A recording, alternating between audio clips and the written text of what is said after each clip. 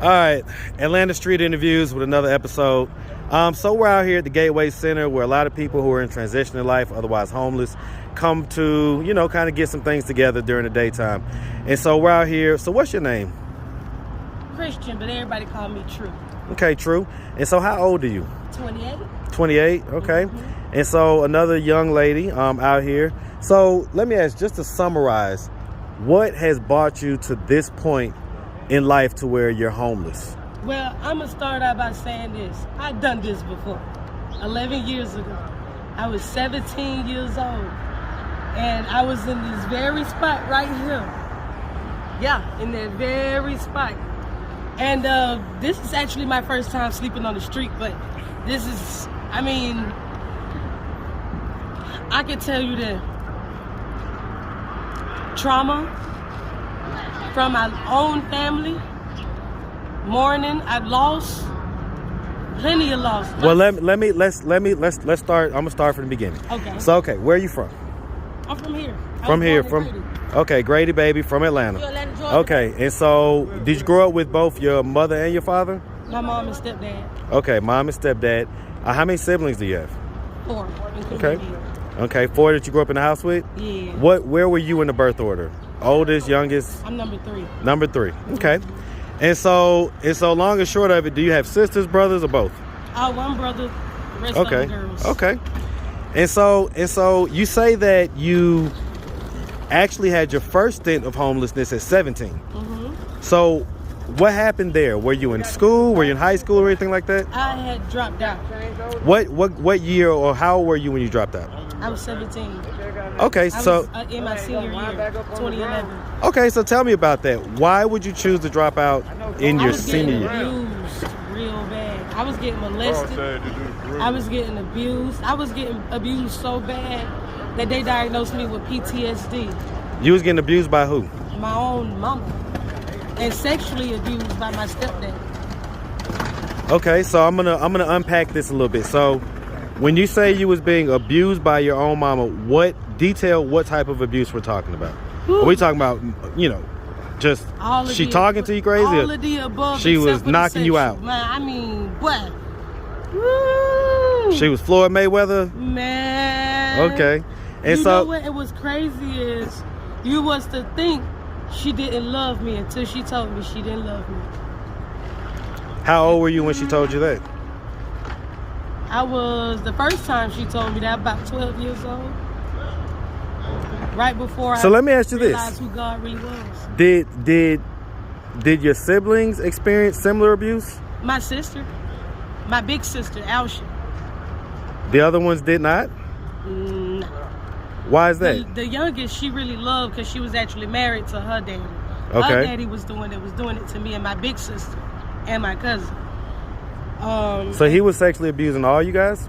Well, except for the little one, because that's his daughter. Yeah. And so he was. When you say sexually abused, detail what that is, because these days sexually abuse could be touching your arm, or sexually abuse could be, full on, forcing himself. Sexual abuse was touching my arm. This man used to work at Smurfy Stone, 6 o'clock in the morning. Every morning he used to come to my room and he would dig in my pants and he would play with my vagina. I remember what I had on. I remember what I felt. I remember even playing like I was asleep. And then when he left, crying. And he did it for years. And then sometimes he'll have a hard on, so he'll give me a hug and he'll lean back so I can feel it. Then when I go to the bathroom to take me a bath and I lock the door, if my mom is there, he'll close the door.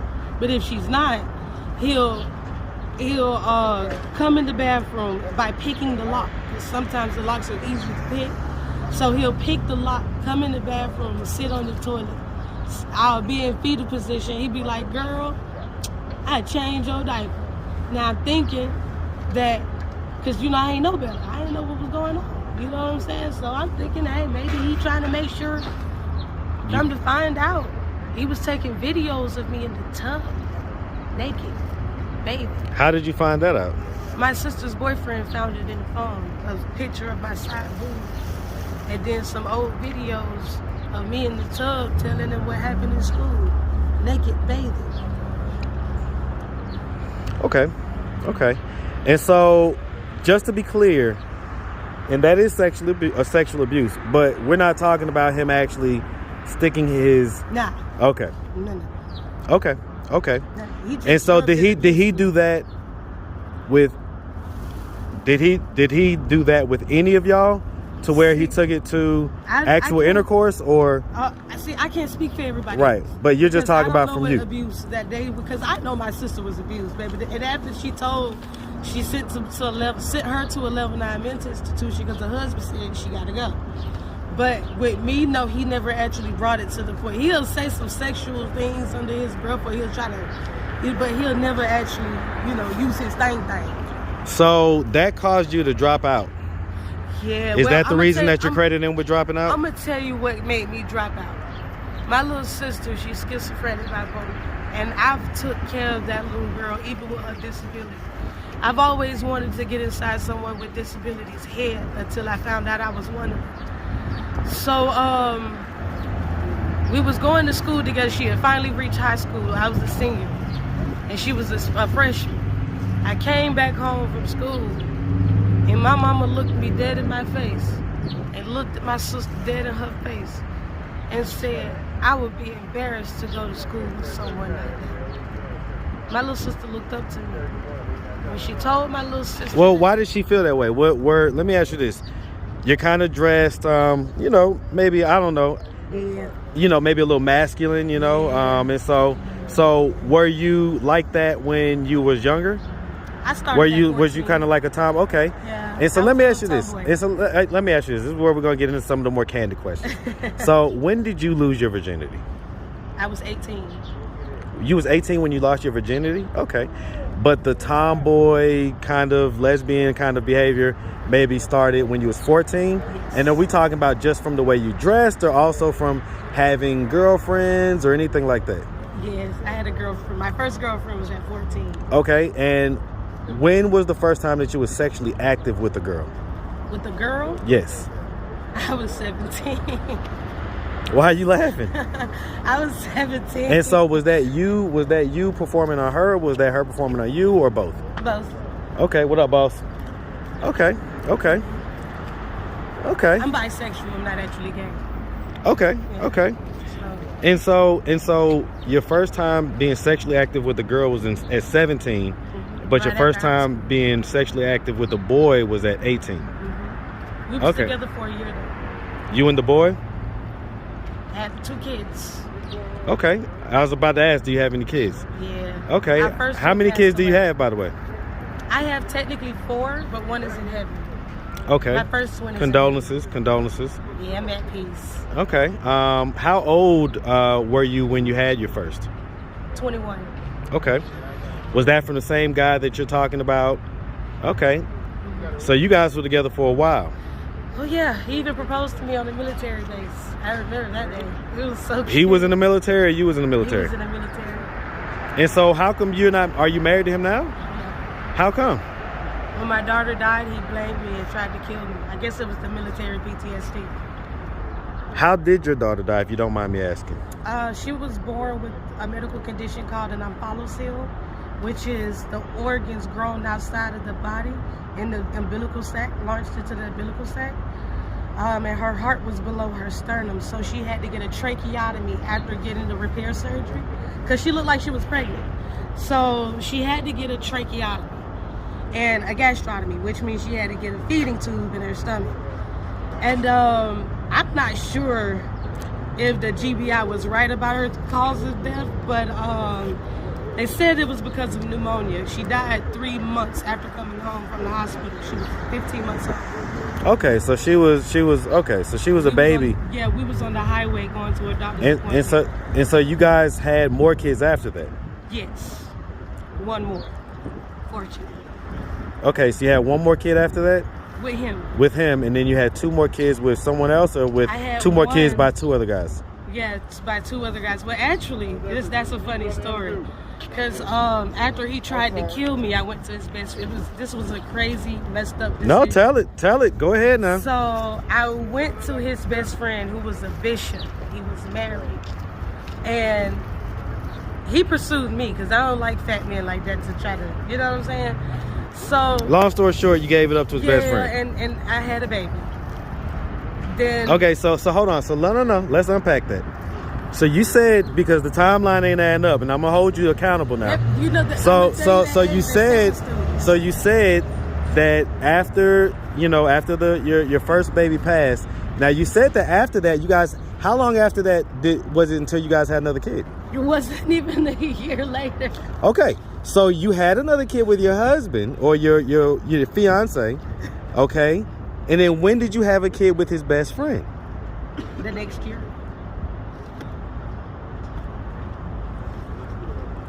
So after he tried to kill you, you guys still had a kid? No, she was born. She was 3 weeks old. When your first died? When she died, I didn't have any other kids. Right. So I said about 4 or 5 months later after she died, I got pregnant again. Right. And then she was born. So my daughter died in 2015. Ava's birthday is August 2nd, 2016. Serenity's birthday is August 19th, 2017. So you kind of get the timeline a little bit. So basically, Ava was 3 weeks old when he tried to kill me that night. Why did he try to kill you? Because at that point, he thought that I had something to do with. But that was months ago. But that's why I said I kind of feel like that was the military PTSD talking, because I'm like, do you really feel like I did as hard as I fought? Okay, so let me ask you this: Did y'all break up after he tried to do that, or did y'all get back together at some point? Oh no. What made you go to his best friend? That was a dumbass thought I made. I'm sorry for my language. That was really stupid. I'm gonna tell you the truth. I had no conscience. I had no feelings. I was so broken. That was the love. I've been in love with that man since I was 5 years old. So to see him and for him to do that to a woman who was nothing but a ride or die, and that was good and nothing but faithful to you the whole time. You never cheated. Is that what you're saying? Because I hear every story I get is the woman never cheats. We all know that's not true. Man, look, nah. So then why go to his best friend if you was so? Because I should have cheated while we was in a relationship, man. I should have cheated on that mother. Man, let me tell you. What kind of stuff is that to say? Man, this man I should have cheated in the relationship. Man, look. How many females you know would take a charge for her man? I know a few. Couple of charges. Okay, so let's move forward. So the long and short of it is that you've got you have 4 kids. You've got 3 now. Mm-hmm. And how old are they now? 3, 4, and 5. 3, 4, and 5. Okay. Well, I got raped to get pregnant with the last one, but that's my best friend. I love him, man. He's my first boy. I love him. Okay, now when you say the R word, are you talking about forcible? Okay. Well, no, I was asleep. I was well, he was my best friend, like a brother to me. Like we was no such thing. There's no such thing. Now I know. There's no such thing. I tell women all the time. There's no such thing as a male best friend or anything like that. If you call that guy at 2 a.m. and say I'm horny and I want to do something, he'll be there. He'll be there with flip flops on in 5 minutes. See, but that's the thing. Let me tell you something. His body odor is on strong, baby. Well, now how do we get to that? All right, hold on. Let's pause. Let's pause. That's why he had to rape me. Because the thing is, I wouldn't be stupid enough to lay down with nobody like that. Oh, Jesus. Okay, so he raped you. Okay, so let me ask you this. Are any of these guys active fathers? Hold on real quick, bro. The first one.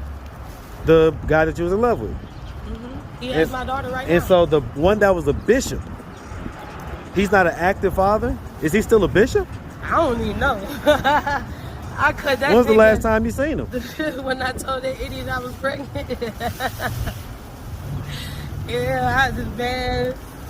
He was smart though, because if you ain't gonna take care of him, get the hell out of my life. What the fuck is you here for?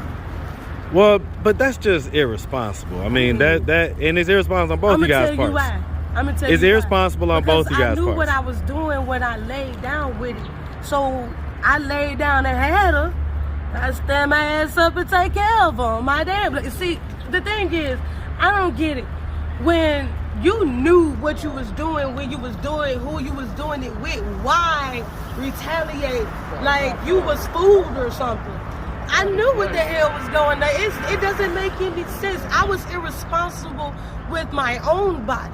You understand what I'm saying? Well, at least you can take accountability for that. So why not, since I knew I was irresponsible, why not stand up 10 toes down and take care? Because I don't believe in abortions. I don't believe in abortions. No, I can dig it, and we're not gonna go there. We're not gonna go there, okay? But I can dig it, and at least you're taking accountability for your decisions, which I'm not mad at that. So okay. Let me ask you this: how often do you see your kids? Very. Well, what does very mean? Well, once a day, once a week, once a month, once a year. Once a week now, but my son. This is the longest I've been without my son for about 2-3 weeks now. So this is the longest out of 3 years I've ever been without. Who is he with? My mom. And so let me ask you this: why is it that you can't go back there? I mean, you said she was such a horrible person. Why would you leave your son with her? That's not adding up. I'm gonna tell you this. And I've seen this with experience. If a mother was a low-down mother, she's going to be a better grandmother. I can think that's like a second chance. She gives, and you know what? What me and her been through has nothing to do with my kids. Okay. And that's between that's, me and her. My kids has nothing to do. All they did was just drop out of me. You know. So let me ask you this: is there no possibility of you guys reconciling? That is your only mom. I hope. That's up to her at this point. I done already reached out and gave that invitation. And so what was her response? Oh no, Chrissy. Okay. Why would you? Okay, if I was talking to her, she was standing here right now, what would be her explanation? She didn't understand. No. What would be her explanation for that she doesn't understand what? She didn't understand that as when I was a child that bond was important, but you had 2 kids before me. Okay. So when I was born, she gave me to a lady named Miss Kate. I guess Miss Kate, she tell me Miss Kate looked at me and fell in love, and then she grabbed me, had me for about a couple of years, and then she got sick, and then I went to my grandmama's house, who I love her so much. And she had me until I was 4. I didn't personally really remember meeting my mama until I was 4. I remember walking into a house with a baby in her hand. That's what, and that was she loved that baby. And I was there, and when I was looking at it, what made me feel some type of way was, if you didn't understand that bond was important, then how do you understand that the bond was important with you and the other kids? I mean, because looking at my brothers and my sister's baby picture, looked like you had pretty much a bond with them before you stopped liking them. You know what I'm saying? Like, I mean, I can't find one baby picture of me, but I can find some of like my little sister, my big brother, my big sister, but I can't find not one of me. Let me ask you something. Nobody can tell me how I was as a baby. And that's a real poignant point. I mean, have you ever gone to therapy about that? I'm in therapy now. You're in therapy now? I've been in therapy since I was in school. So let me ask you this. I mean, have you ever told her how you feel about that? Yes, I told her for many years. What's her general response? Her general response is a fight. It's to defend herself, basically. No, a physical fight. If she want to fight, she spit on me. Like she'll try to fight me. My brother. So wait, hold on. Let me ask you this: have you ever tried to sit down in a very sober, calm, non-emotional way and tell her how your early childhood made you feel unwanted and unloved? You've done that before. Even with multiple therapists. So you've done it with therapists and pastors. And what is her response when she's in front of a therapist or a pastor? I'm mental. That's it. I'm mental. That's the only response she gets. Everybody that asks her. Well, her daddy has mental health issues, so maybe... So her response is that you're mental, not that she's mental. Yeah. And we all know better, baby. we still know better now. My little sister even had to tell her she needed to get a psychiatrist. You fine when you go around them. Hey, you know crazy, All right, crazy. You know, we Well, listen, I ain't gonna keep you all day. This was definitely interesting. But the long and short of it is that I wish you all the best. I wish you nothing but the best out here, okay? Yeah. You make sure you have a good one, miss, all right? You too. All right, bye.